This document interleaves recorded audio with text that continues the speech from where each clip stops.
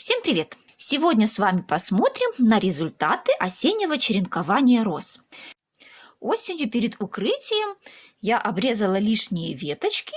Часть я их поставила укореняться прямо возле кустов роз под бутылками 5-литровыми. Ну а часть, что осталось веточек, мне было жалко их выбросить. И я тоже нарезала черенки. И по моему любимому очень методу, самому, можно сказать, беспроблемному по уходу, я поставила их в воду. Где-то раз в 10 дней проверяла, добавляла водички. И вот посмотрим результат. Это у нас Hansel and Rostock. Я буду доставать, и мы будем смотреть, что там сейчас происходит. Сразу скажу, что те розочки, у которых были хорошие корешки, я их высаживала в землю. Стаканчики попозже немножко покажу. Но таких было немного. А вот с наступлением весны, с солнечных дней, корешки стали более активно нарастать. Я вот заметила, вот смотрю.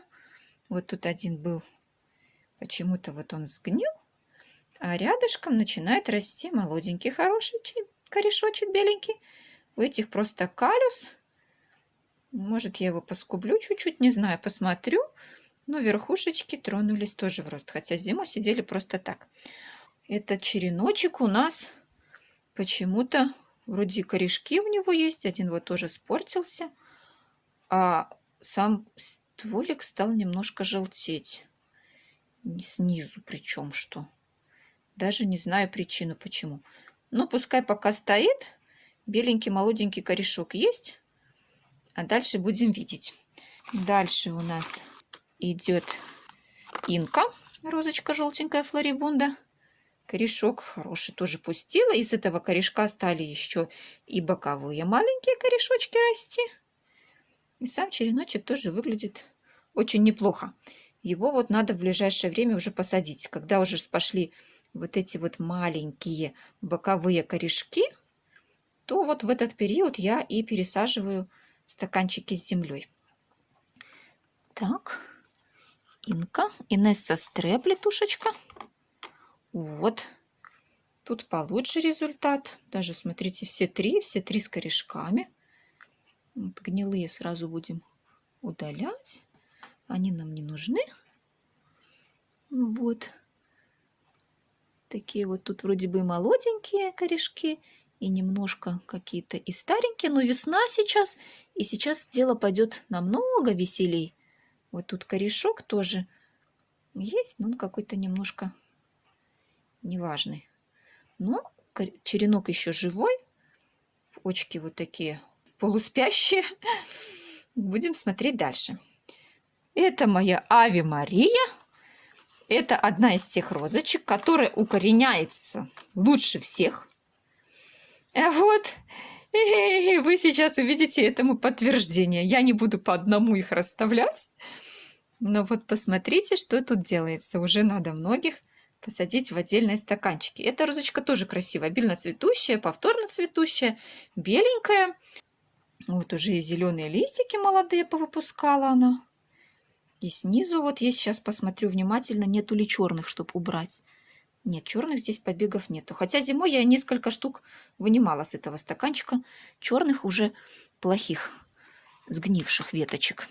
Флорибундочка красная, я не помню ее название, полумахровая. И вот которые такие более простушки, они черенкуются очень хорошо. Смотрите, как бывает, сколько корешков. Ну это позеленели, это уже вода позеленела, давно стояли.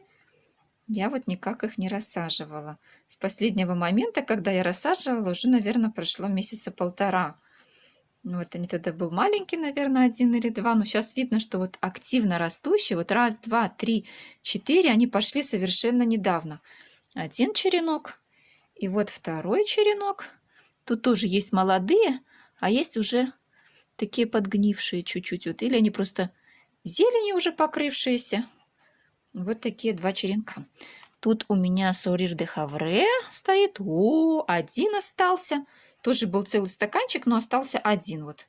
Но корень у него, конечно, уже просится в грунт. Верхушечки, листики тоже хорошенькие. Кто у нас следующий? Тут 2. Мэри Энн, флорибундочка. Я смотрю, что практически все Кто остался, кого я за зиму не утилизировала, те очень даже неплохо стали пускать корешки именно весной. Зиму простояли просто на окошке, без всякого подогрева. У меня окошки прохладные, у меня печное отопление. Вот они стояли, только убирала, которые почернели черенки, и добавляла немножко водичку в стаканчики. Вот такие две.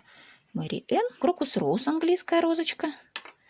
Ну, тут что-то у меня как-то непонятно дела.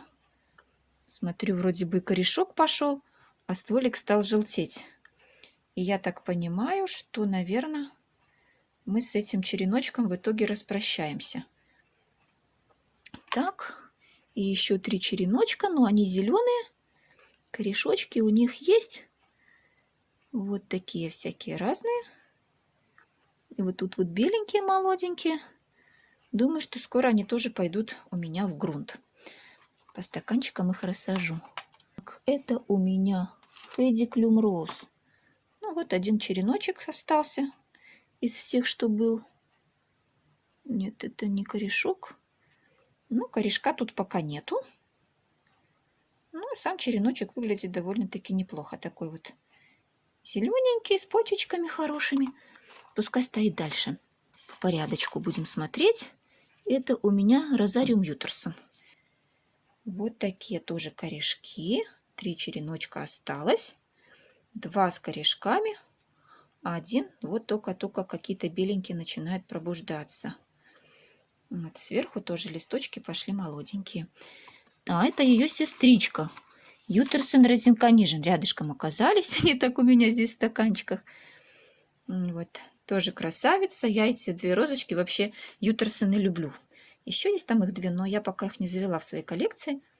А эти 2 есть у меня вот тоже с корешками. Они у нас... Здесь у нас Оливия Роуз. Это английская розочка. Видите, вот сразу и ревизию произведу. Вот это вроде калюс был образовался еще, наверное, с осени.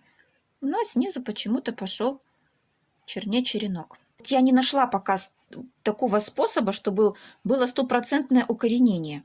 Все равно какой-то вот выпад есть. И вроде бы начинает что-то расти, а потом он начинает погибать. Вот тут вот. Но корешок еще маленький, пока в земельку не буду. Хотя сам череночек довольно-таки неплохой. Вот он такой. Видите, просто веточек нарезала, как получалось. Не заморачивалась. Вот он был, видите, большая веточка. Ну вот корешочки пошли. Так, что тут еще у нас? Вот это тоже салатовый становится. Наверное, тоже испортится вот этот вот салатовый. Бывало у меня, конечно, такое, что у фламентанс так было. Я посадила, и он нормально пошел расти. Ну, посмотрим, что будет дальше с ним. Пока не знаю. Вот тут корешки уже 2 хороших. Вот такие вот 2 уса. Усатый, полосатый. Можно тоже в земельку посадить. Тут у нас лавоглюд. Тоже осталось только 2. Но они пока еще тоже без корешков. Вот 2 зелененьких. Что-то будет или не будет, не знаю. Будем видеть дальше. Тонкоблинзерин, тоже моя любимая розочка. Она флорибундочка, но для меня она спрей. Снизу все 3 с корешками. И вверху у нас хорошенькие зелененькие листочки. Это у нас бояза плетушка. Вот как-то вот она корешки у меня пускает слабо. Она и в грунте укореняется под бутылками очень неохотно. И здесь вот я их нарезала довольно-таки много. Но вот смотрю, вот один уже тоже почернел. Постепенно вот они у меня уходят. Не понравилось. Вот один какой-то попытался пустить корешки, но и притормозил. Корешки коричневые, не беленькие. Ну и оставшиеся еще 2 череночка. Вот такие вот зелененькие. Но пока даже вот калюс они очень слабо наращивают. Вот эта роза. Хотя она плетистая и у нее практически пустой цветочек. Полумахровый, там я не знаю сколько. Там лепестков может 7, 8, 10 максимум. Бельканта тоже красавица. Розочка. Мне когда-то череночки подарила моя хорошая подружка. Леночка, привет тебе. Вот. И у меня она пошла в рост, и я уже с нее вот сняла тоже немножко череночков. Вот они такие, но пока еще корешков нету. Но я надеюсь, что вот весенними солнечными лучами, денечками тепленькими, и эти вот калюсы, вот беленькие, вот они пошли опять возобновляться, что-то с них и получится. Посмотрим. Так, это Анжелика. Вот это моя самая первая роза, которая появилась в моем саду. Вот Софи Лорен была, но она у меня ушла как-то очень быстро. А Анжелика до сих пор, этот куст, ему уже, наверное, лет 20. Он до сих пор у меня в саду. Такая красивая, яркая. Ее кто-то позиционирует как чайно-гибридную, кто-то как флорибундочку. Но укореняется она неплохо. Я бы сказала, что укореняется как флорибунда все-таки, а не как чайно-гибридная. Чайно-гибридные розочки как-то укореняются с трудом. По крайней мере, у меня так. Это Ангела. Ангела укореняется довольно-таки неплохо, я бы сказала. И вот даже из того пучка, что я брала, наверное, практически все и остались. Вот смотрите, сколько много их. И тоже есть у корешочки, и тоже молоденькие. Ангела, розочка, неплохо укореняется. Быстренько, я бы сказала, так шустренько, хорошо. Здесь у меня еще кто-то есть. Тоже вижу, корешки там есть. Это у нас Лоран Каброль. Ох, это французская роза. Такая тоже красавица. Вот один черенок пустил, посмотрите, какой корень. Это один корень, и он так уже разветвлился. Все, его пора в землю. Я даже его в стакан ставить не буду. Боюсь, что я его начну ставить, и он сломается. Я его отдельно пока положу. Еще 3 череночка остались, но они пока еще без корешков. У одного вот даже стволик за зиму чуть-чуть сверху подсох. Вот такое бывает, но он остановился. Если начинает чернеть сверху, это еще не значит, что черенок погибнет. Образовалось такое колечко возле самой почечки, и дальше он не пойдет. Вот, я его потом просто-напросто срежу, если он укоренится. Вот розочка Парад. Тоже, смотрите, только-только стала пускать корешки. Но осталось только один черенок.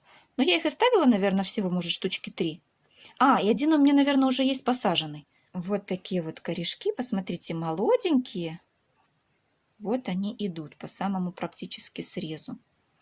Вот так вот, 2 уже корешочка есть. Возможно, там еще больше их образуется. Вот такая вот розочка. И еще у нас остались здесь розочка Байланда. 3 черенка осталось, но один, видите, плохой. Я его уберу.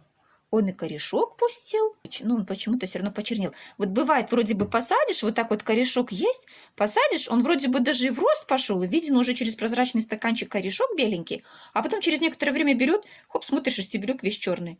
Ну, я не знаю, я причину пока не обнаружила. Вот это такое случается и в воде, и в грунте такое случается. Не знаю, что-то с черенками может не так. Ну вот, у этих двух как бы шансы на жизнь еще есть. Такой вот результат у нас. А сейчас покажу те розочки, которые пустили, уже были корешки. Где-то месяца 1,5 назад я посадила их в земельку. Вот такой есть уже один вообще хорошенький. Смотрите, уже какая пошла хорошая зеленая масса сверху. Это у нас Парад, вот что я и говорила. Парад. Вот у него уже корешков вообще много-много образовалось. Прям вот уйма. И главное, что со всех сторон. Там, наверное, и на дне есть, но я на дно не буду опрокидывать, чтобы не высыпалась земля. Не буду переворачивать. Но корешков вот достаточно много. И уже можно сказать, что эта розочка претендент на удачную пересадку в сад. Вот, потеплеет когда будут листочки на розочках в саду такого же размера, как и на черенке, вот такие уже большие, тогда я их пересажу. Вот маленький есть у меня Лоран Каброль. Вот такая вот она. Вот корешок. Вот один. Но он почему-то вот не белый. Хотя вот я их в один день сажала. У всех были корешки неплохие. Это бирка. Но здесь корешка я не вижу. Возможно, он посидит и начнет новые пускать корешки, вот как мы видели в воде. Да, вроде бы корешок коричневый стал, и стали рядышком расти белые, молоденькие. А может и такое произойти, что начнет снизу чернеть. Ну, не хотелось бы, конечно. Это у нас Леонардо да Винчи. Зелененькие листики нарастила розочка. И нарастила уже корешки. Тоже хорошие. Растет и молоденькие, беленькие вот видны. Пошла тоже в рост. И еще остался стонко блинзерин. Вот тоже листики, даже видно, что только недавно они распустились, эти листики, потому что еще у них цвет такой не зеленый, а с коричневым немножко отливом по краешку.